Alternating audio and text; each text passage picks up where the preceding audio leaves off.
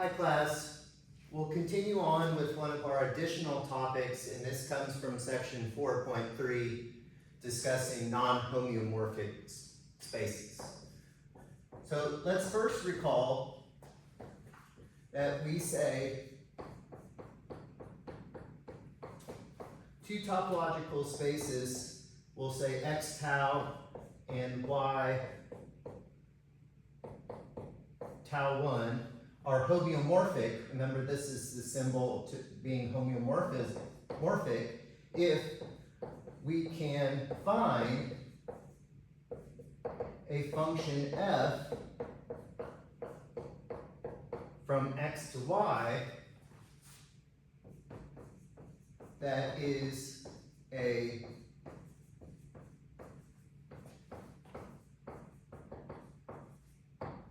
homeomorphism here. And if we jump ahead here to section 5.1, we see that f is a homeomorphism if f is a bijection. So it's both injective and surjective. 2, f is continuous. And 3, the inverse function is continuous.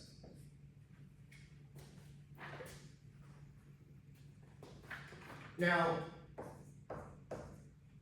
in this setting,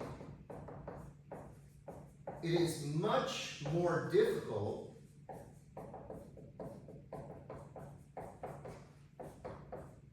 to show two spaces are not homeomorphic.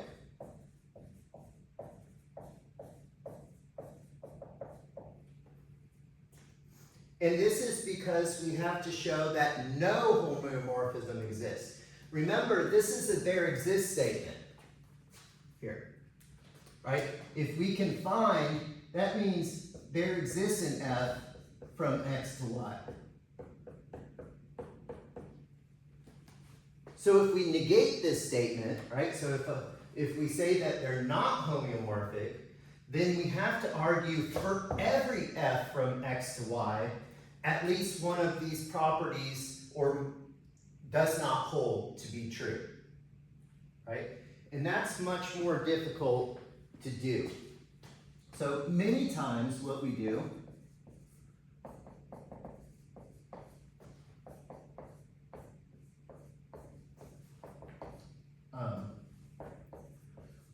is we use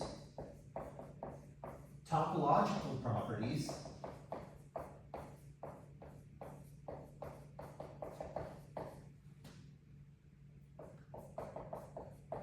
like connectedness.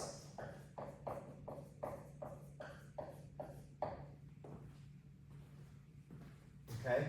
And let's look at the following proposition. Proposition 4.3.2, and this is found on page 102 of your text. And it states the following. Any topological space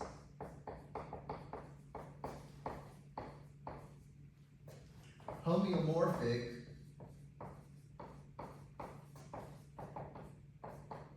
to a connected space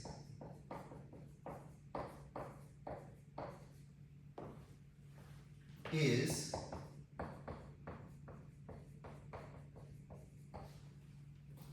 connected. And we saw that this is due to when we looked at section 5.2, proposition 5.2.1, saying that if f is continuous, the image of the connected space is connected here.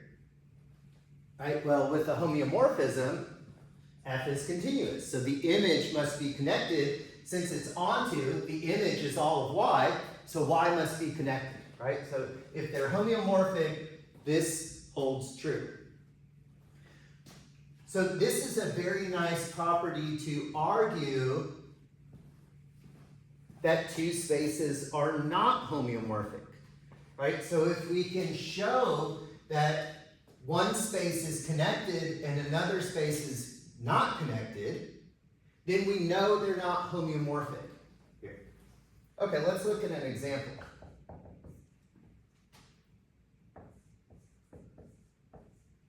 The closed interval 0 to 2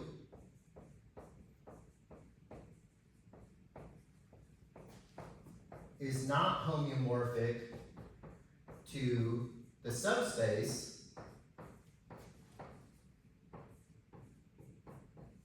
0 to 1 union 2 to 3 of R. Okay, so what we will do is we will first claim, since this one's a bit easier, let's claim that this space is not connected.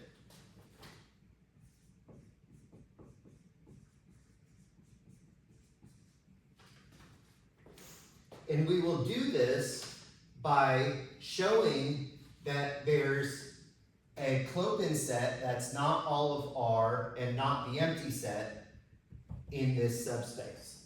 So notice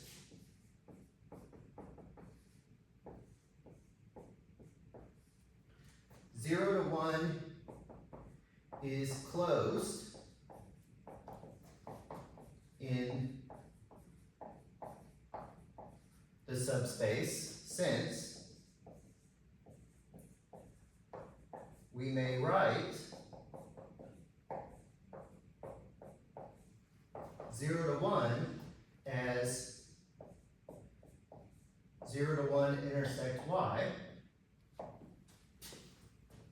Notice that this is closed in R, so in the subspace, since this is closed in R, this intersect y, which is this, is closed in the subspace. But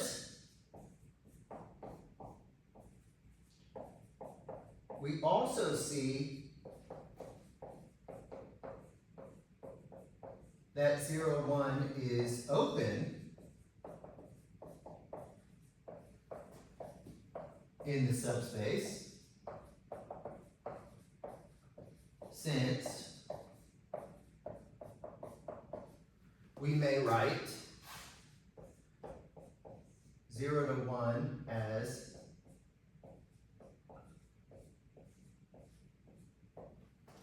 the following. If we take the open interval, -1 to 3/2, this is open in R. This intersect y is the closed interval 0 to 1, so this must be open in the subspace. So now I've found a Clopin set that's not all of R and not the empty set. So therefore, this subspace is disconnected. It's not connected. Okay, now let's argue that this closed interval, which seems intuitive, is connected. And then we can use this proposition and say, well, this is connected, this is disconnected, so they can't be homeomorphic.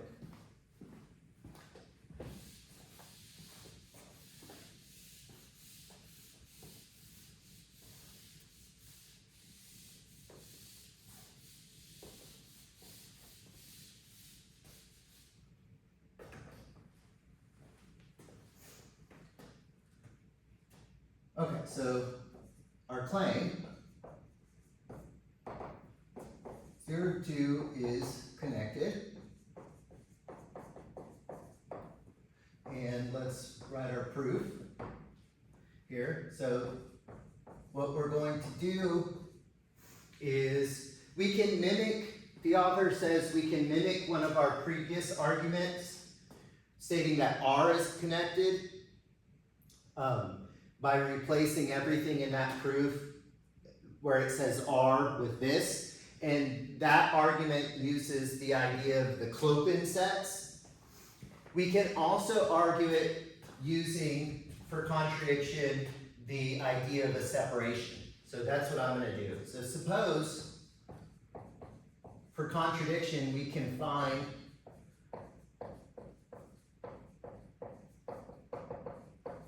a separation, and we'll call it, I forget what terminology we used, A and B of the closed interval A to B.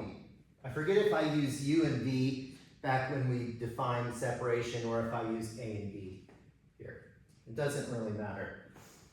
Okay, so that means that this interval is the union, right? So note, this is kind of our scratch work. This is what's going on in our head. If we have a separation, the interval is the union of these, and A and B are disjoint open sets. Okay, so without loss of generality, let's suppose B is in B, right?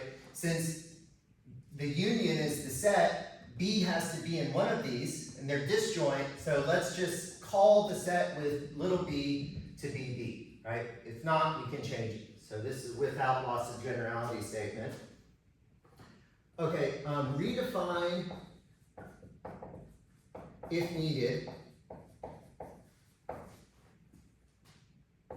A to equal A intersect negative infinity to B here. Okay, and you can convince yourself that this still, even if we do this, if we don't need to redefine this, fine. If we do, you can convince yourself that we still have a separation of the closed interval A to B. Now, A is bounded above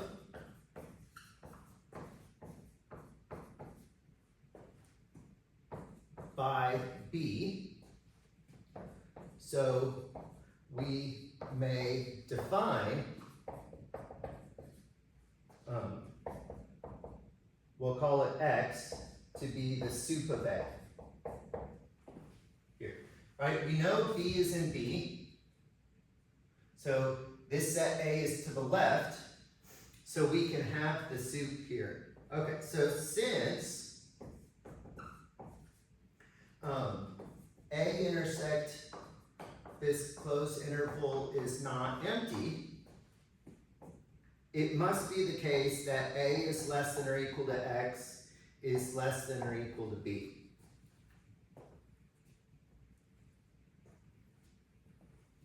Okay, so this is kind of what we have happening here. If we look at the real number line, A to B, then we have some X, and our set B, our set B is over here.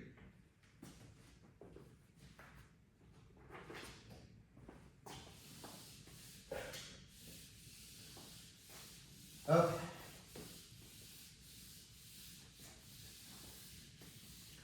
Now, what we're going to see is that the problem that arises is where this supremum exists. So let's look at case 1. Suppose X is in A, but A is open, so we can find an interval where X sits inside this interval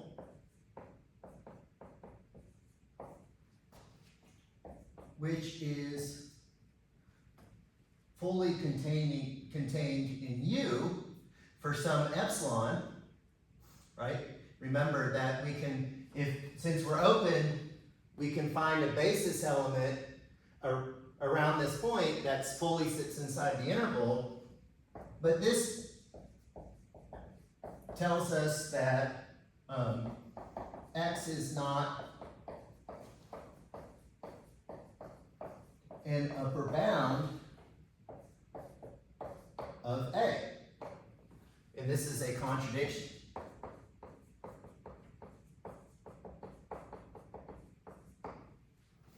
Right? Because now there's other elements, or sorry, this is A. I'm just so used to using U and V for open sets. Here, right? X is the sup, so it's an upper bound. Okay, let's look at case 2 then. Case 2, suppose now X is in B.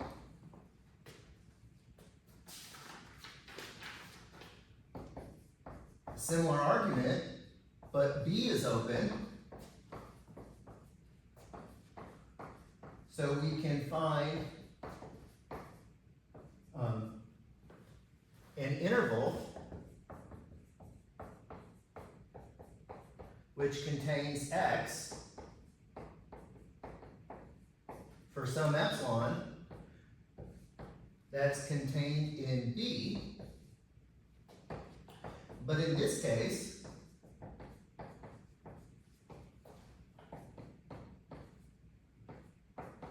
X minus epsilon is less than X, and it's also an upper bound.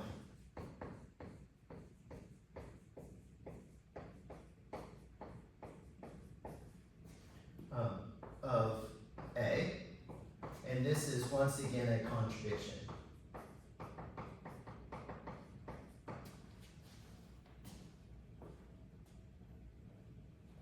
Right? So in both cases, we conclude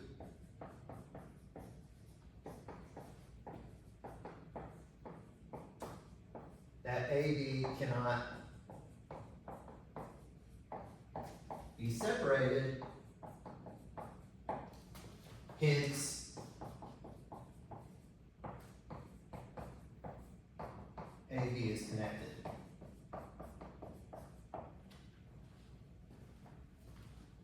So this space is connected, the other space was disconnected, there can't be a homeomorphism between the two spaces. Okay, let's end this section with a few things.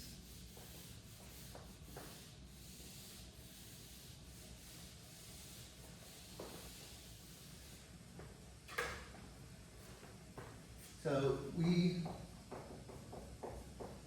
will see that there are topological properties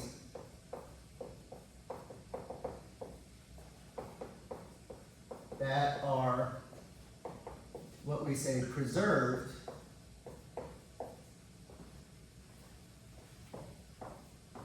by homeomorphisms.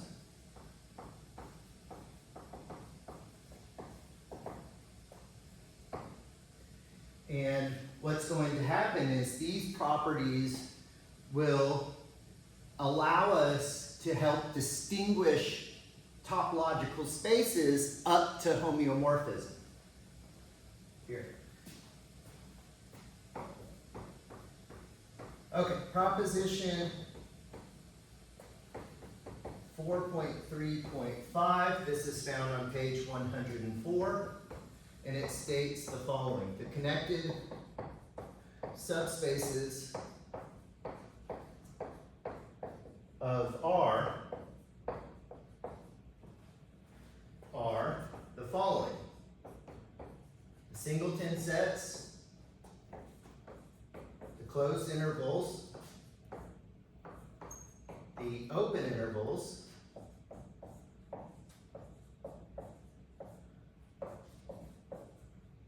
the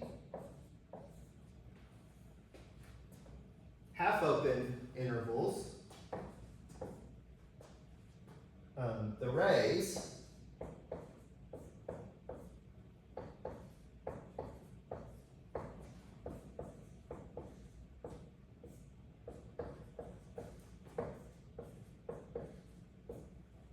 and of course the set R.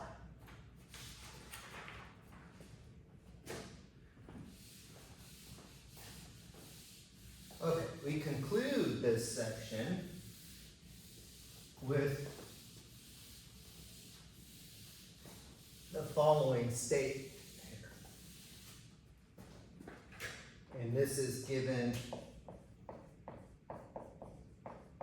as corollary 4.3.7, found on page 105, and it states the following.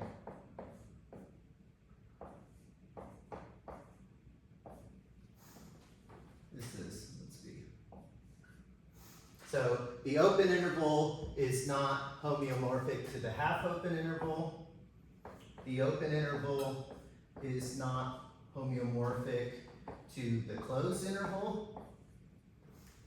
And finally, the half open interval is not homeomorphic to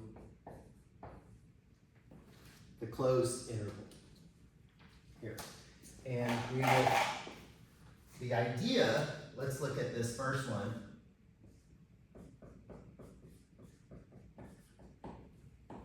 The idea for this argument is as follows. If there is a homeomorphism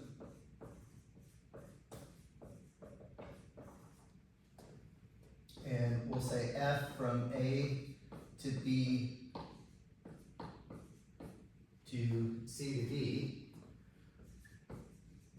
where these two spaces are homeomorphic,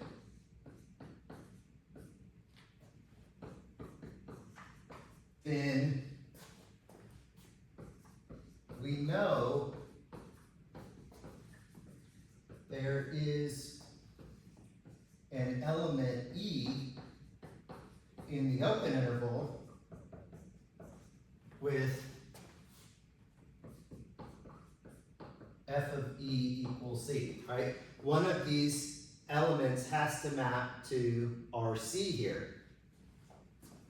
But if we define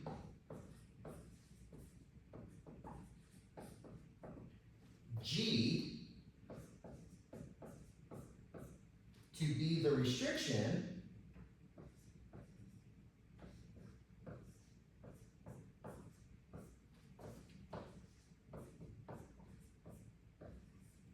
here, where we delete this point and delete this point, then G is still a homeomorphism. And we can check this. But notice what's going to happen here. I said I wasn't going to use this color, so it wasn't erasing very well. Notice what's going to happen here. This set is going to be the open interval C to D, which is connected.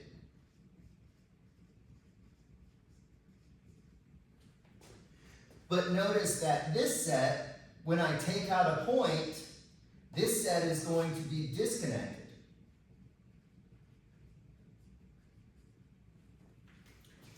And so this gives us a contradiction because there can't be a homeomorphism, right? So G couldn't be a homeomorphism, so that argues that there was no such homeomorphism to begin with here, right? And that's the idea of each of these arguments here. Start removing points and argue that one stays connected and the other becomes disconnected.